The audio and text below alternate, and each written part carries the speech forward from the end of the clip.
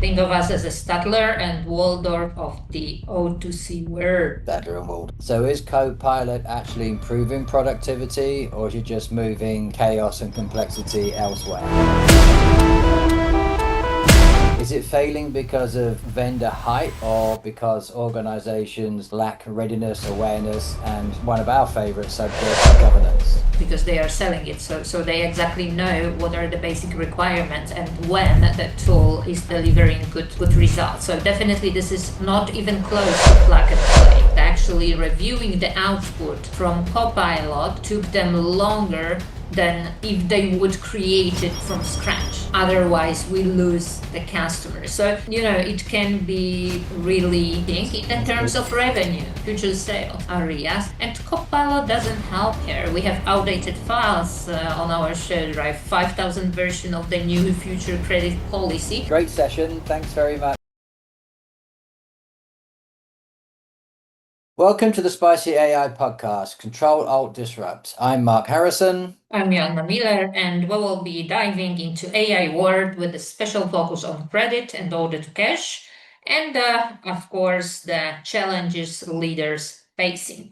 We're here to ask the spicy questions others avoid, cutting through hype, challenging assumptions, and exposing where AI helps and where it hurts. Think of us as a Statler and Waldorf of the O2C world. Stadler and Waldorf. So buckle up because this isn't just another AI podcast. It's bold, it's sharp, and yes, it comes with a Scoville ratings. What's on the menu today, Joanna? We will be tasting Microsoft Copilot and maybe a little bit other Copilots to Okay, not focus too much on one. alrighty. So for those who don't use it, what is Microsoft Copilot to start then? So Microsoft Copilot is AI-powered assistant, chatbot, and productivity tool. This is how it is described, and it also functions on the market and so under the name of so-called plug and play. It is actually based on the large language model and by Microsoft. This is Prometheus, if I am not wrong, the name, and obviously further, this is based on OpenAI, ChatGPT-4, and others. In the context, because we are here to talk about O2C, in the context of order to cash, this is frequently used for the time-consuming tasks, drafting responses to the customers, like summarizing through the email thread. This is actually helpful because sometimes there is a lot of back and forth and difficult to understand the entire context. Well, it can be used to email prioritization, can be used to read through documents over the different location, to draft meeting summaries, to draft any other communication, to work in Excel, to create graphs, charts in Excel, simple forecasts. Okay. Yes, so that's the main usage. Okay, so part of what we're here to discuss today is we've heard some not so positive feedback. Mhm. So is Copilot actually improving productivity, or is it just moving chaos and complexity elsewhere? Yeah, this is controversial question, and this is why we are here. So first of all, maybe I will start from the advantage of the Copilot. So first of all, the Copilot is embedded into the Microsoft environment. That's why companies shifting to Copilot to give employees some different tool that open source chat GPT, etc., because this is safer environment for the companies. But regarding the productivity, so the truth is that Copilot is not designed for the enterprises to handle complex tasks. It is good with the simple things like drafting or creating slides, but everything that is done by Copilot needs to be fine-tuned. So from one side, it gives you the productivity, because imagine like you probably seen you have like email thread that goes 5 months back with various people involved. So in this context, if you would like to read this email through, you would probably spend I don't know, 2 hours, but Copilot can run through it and summarize it for you very quickly. It also, well, for people who struggle with Excel, which is not that uncommon, it can be great help. Or even people who are working on the data cleansing in master data teams, they can use it to help them to clean review the data, review inconsistencies. So yeah, it can be used here. But when it comes to more complex regulation, even internal policies, financial decisions, or coding, that's not enough. The problem is with the Copilot that this is just a large language model. This is one. So it hallucinates, and it actually reflect the volume bias. We will be talking that next time. the part. Why But then is it failing? Because it seems like a number of executives are going down the road of plug and play and expecting all the things you've been describing. You can do all these high level tasks. Is it failing because of vendor hype or because organizations lack readiness, awareness, and one of our favorite subjects, governance? Well, I believe the fault is on both sides. So first of all, the vendor should knowing, actually, because I am not convinced that Microsoft doesn't know what is the level of knowledge about how large language model and AI functions, because they are selling it. So they exactly know what are the basic requirements and when the tool is delivering good results. So definitely this is not even close to plug and play. So plug and pray, yes, plug and play. So what needs to be done actually is, first of all, transparency on the vendor side. But on the other side, companies are responsible for their own investment. So if you're investing in the area that you don't really understand, then obviously you fail. So under investment in the education, self education, people education, decision makers education in the area that is actually overtaking our lives. So this is nothing like nice to know. This is have to, and there is the urgency, and all the companies are under pressure to transform with AI.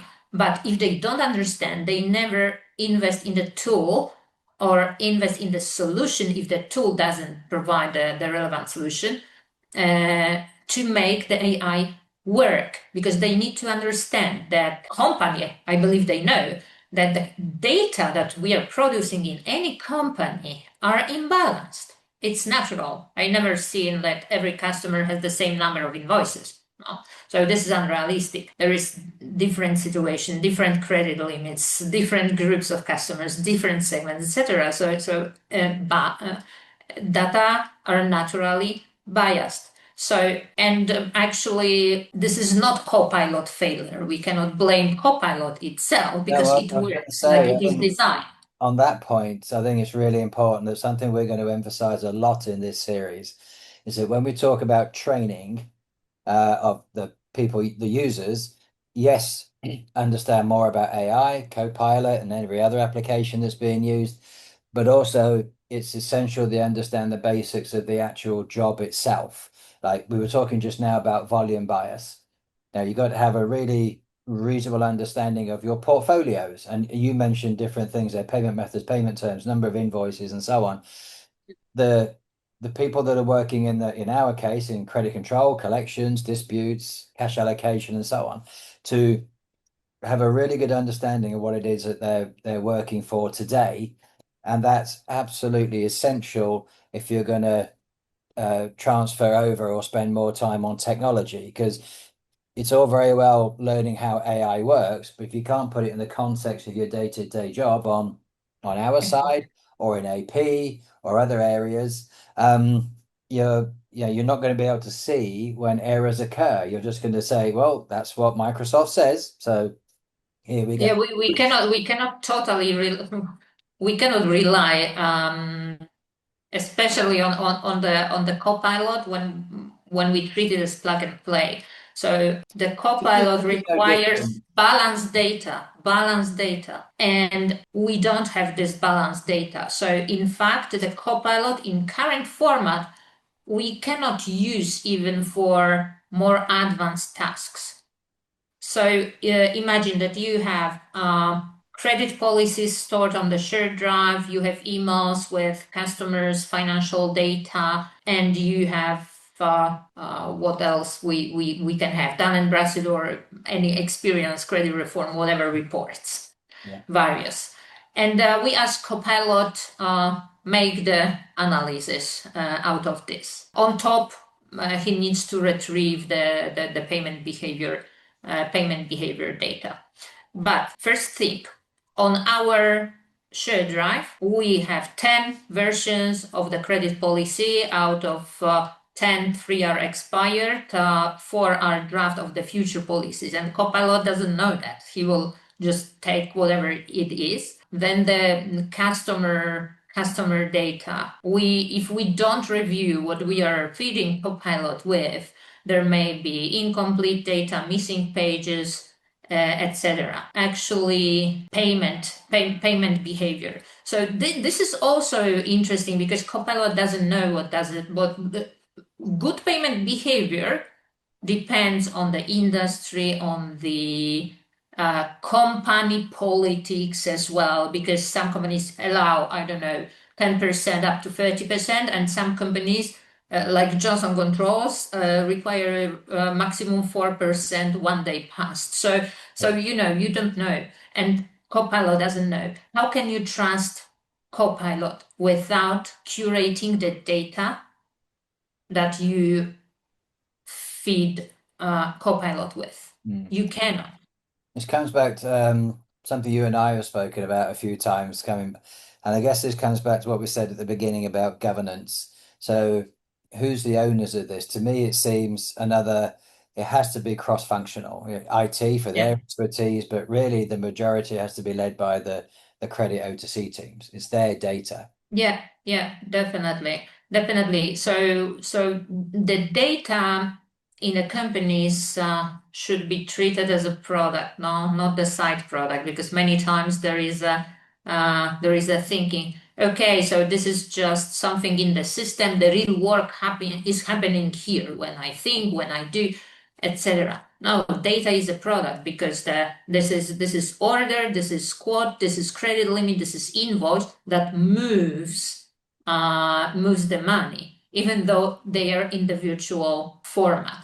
And this is frequently missing. On top, well, Copilot is designed like that. So Copilot doesn't let you to retrain the data on company, retrain the model on company data. So the training is fixed. You get the product that is trained on a generic data.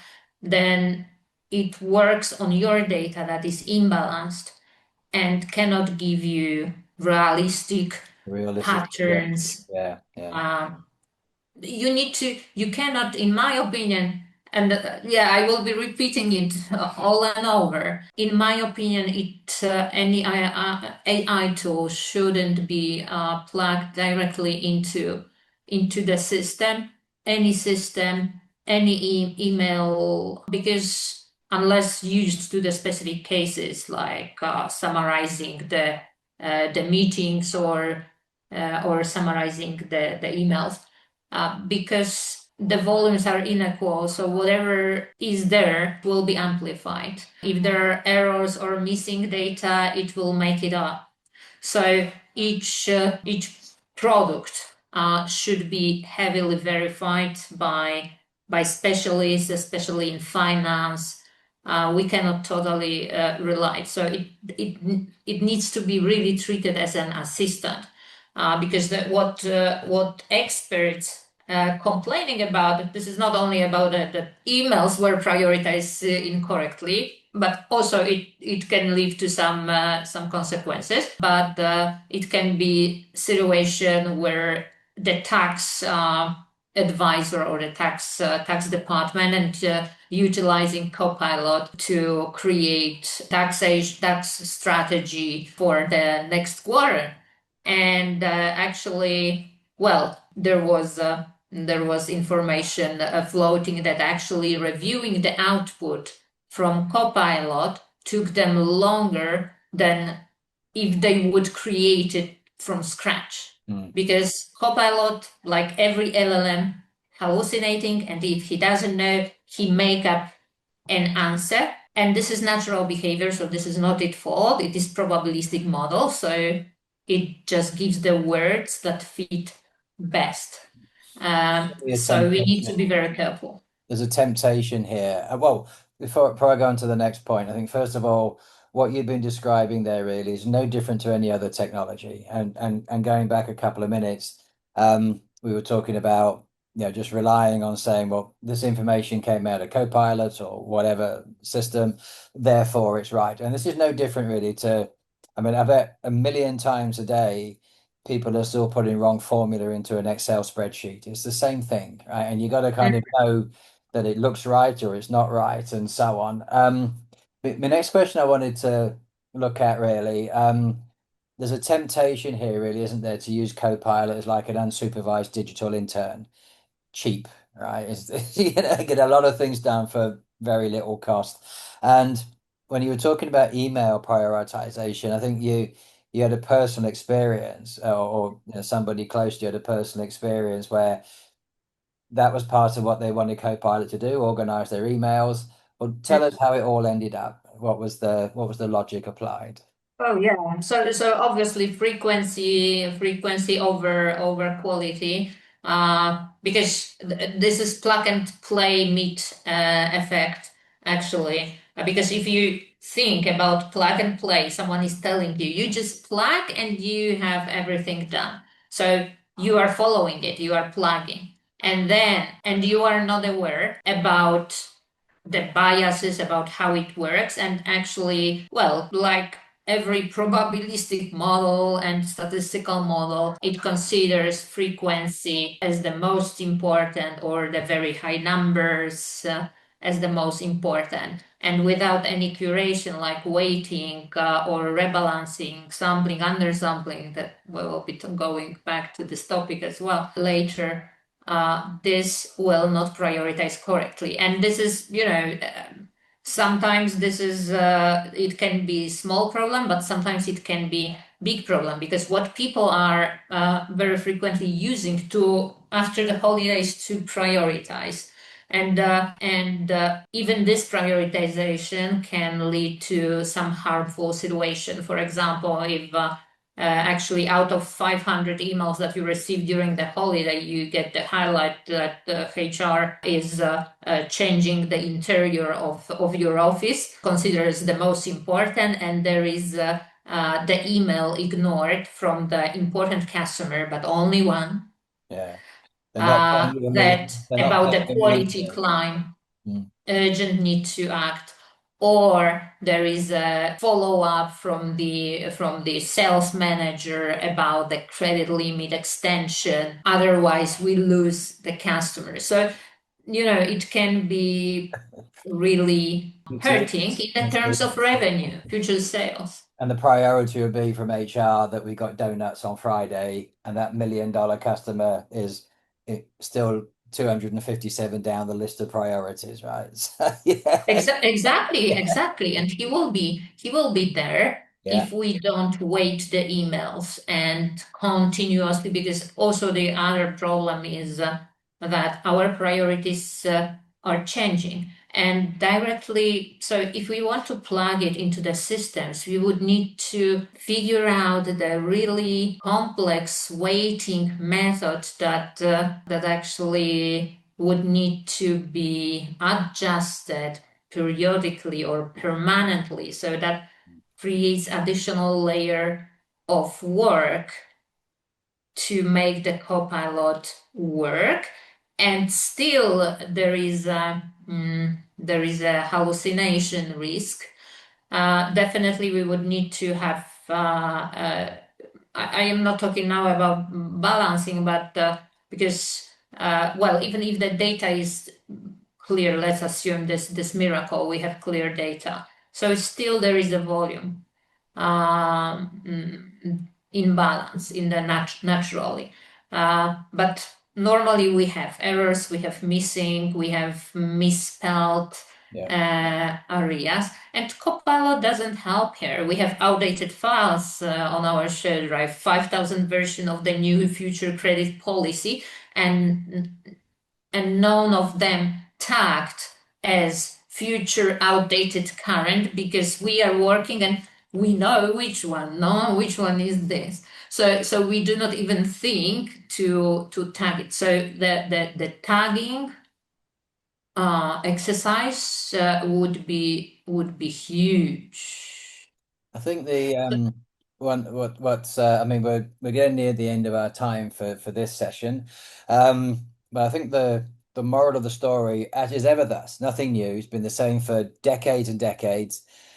You got to get your data right, right? Your data's got to be good and clean, and if nothing else, this latest wave of technology is going to drive organizations to start right upstream at the very beginning. You know, data entry, getting it right. From a credit control point of view, or everybody working now in operational credit collections and so on, wonderful opportunities for them to advance their careers moving over into the digital side.